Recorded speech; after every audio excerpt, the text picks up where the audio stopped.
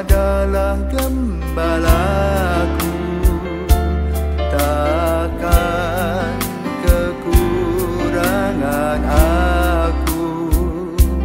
Ia membaringkan aku di padang berumput hijau.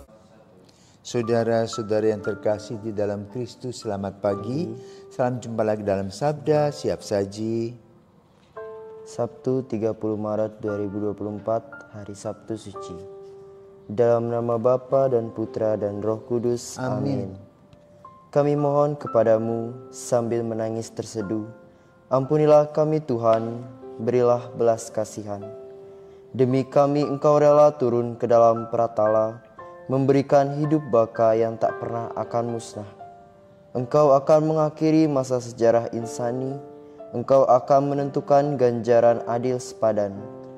Sembuhkanlah luka kami, ya Kristus Tuhan sejati, serta Bapa dan Roh Suci, Kau pantas selalu dipuji. Amin. Tuhan bersamamu Dan bersama rohmu. Inilah Injil Yesus Kristus menurut Yohanes. Dimuliakanlah Tuhan. Sesudah itu Yusuf dari Arimatea meminta kepada Pilatus supaya ia diperbolehkan menurunkan jenazah Yesus. Pilatus meluruskan permintaan Yusuf. Maka datanglah Yusuf dan menurunkan jenazah Yesus. Juga Nikodemus datang di situ. Dialah yang dulu datang malam-malam kepada Yesus. Ia membawa campuran minyak murni dengan minyak gaharu, kira-kira 50 kati beratnya. Mereka mengambil jenazah Yesus, mengapaninya dengan kain lenan dan membubuhinya dengan rempah-rempah menurut adat pemakaman orang Yahudi.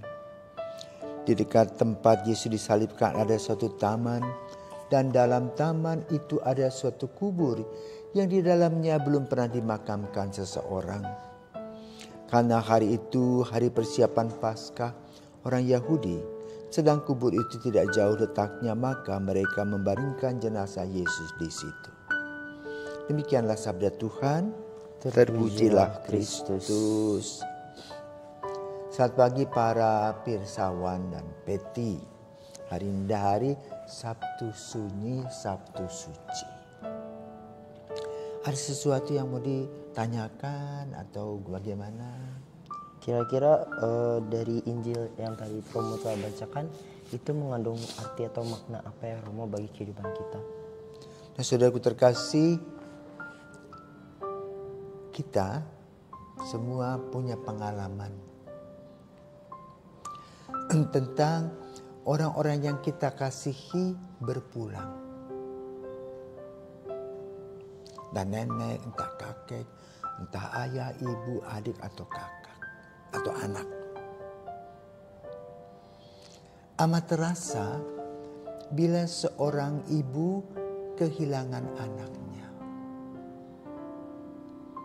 Dan saat ini kita juga perlu merasakan hati Bunda Maria ketika anak yang baik itu disiksa, dihakimi, didudahi, disalibkan.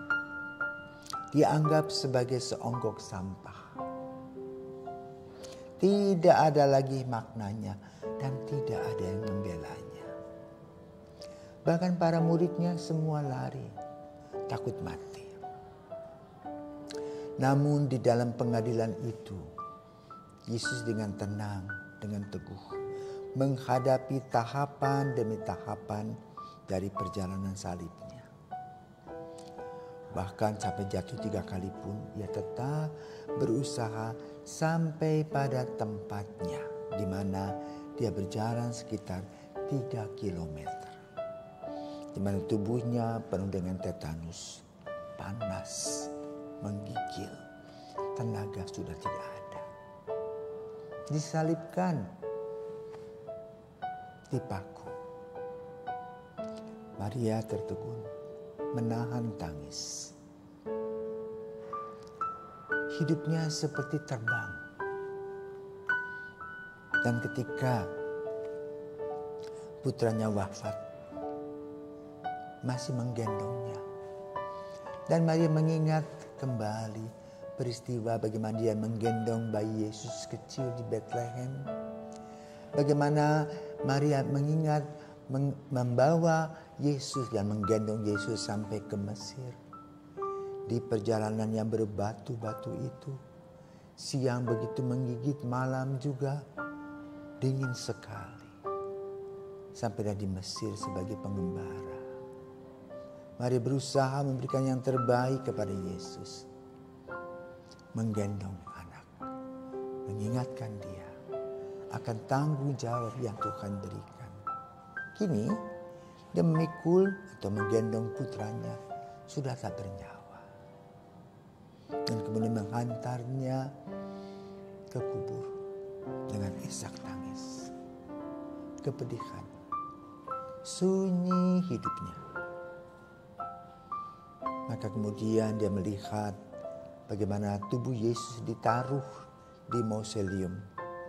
Di sebuah tempat yang saat ini kita kenal sebagai makam kudus, Holy Sepulchre. Hati Bunda Maria luar biasa. Terasa sunyi, namun tidak sendiri. Dia sudah melaksanakan tugasnya. Ketika ia mendengar kabar tentang panggilannya, Maria datang memberikan kepadanya kabar gembira bahwa ia akan menganugerahi Roh Kudus. Kemudian ia menjawab ya, maka mengandunglah dia dalam Roh Kudus dan melahirkan Yesus. Dan kini tinggal sebuah kenangan. Kenangan yang sangat menyakitkan, tetapi kenangan juga yang sangat menggembirakan. Karena ia boleh mengikuti jalan salib putranya. Di saat Sabtu yang sunyi ini, mari kita hening sejenak. Merenungkan tentang situasi hati Bunda Maria.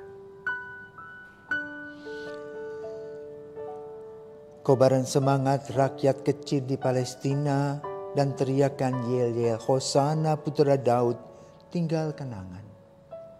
Amuk massa yang disulut para pemuka agama untuk menyalibkan Yesus dengan teriakan-teriakan salibkanlah dia telah menjadi kenyataan yang menyesakan isak tangis yang ditinggalkan khususnya Ibu Maria.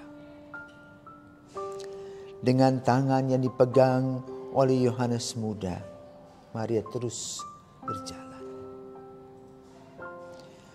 Sekitarnya para ibu bertangis-tangisan.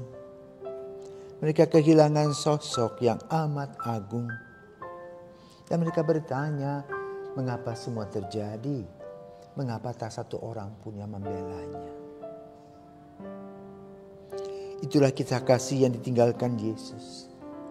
Ratap tangis menghiasi kelompok Anawim yang awalnya mendambakan sang juru selamat dalam diri Yesus hadir dalam kepemimpinan hidup mereka. Kini tinggal kenangan. Yang tersisa adalah kepedihan. Mereka ingat bahwa kemarin Yesus berkata di salib, "Mama, lihat anakmu," dan "Anak, lihat mamamu." Betapa bergetar hati manakala Ibu Maria berada di bawah kayu salib. Rasanya hati hancur berkeping-keping. Namun di lain sisi Maria tabah menghadapinya. Inilah contoh dan teladan bagi kita yang perlu kita ikuti. Iman menguatkan hati, terutama ketika kita memikul salib kehidupan karena dosa-dosa kita. Mari bersama Maria kita bergabung dalam kasih suci dan sunyi. Namun sunyi membawa kontemplasi penuh harapan di malam Paskah yang akan kita rayakan. Selamat memasuki Vigili Paskah. Esok kita bangkit bersama Kristus. Selamat pagi.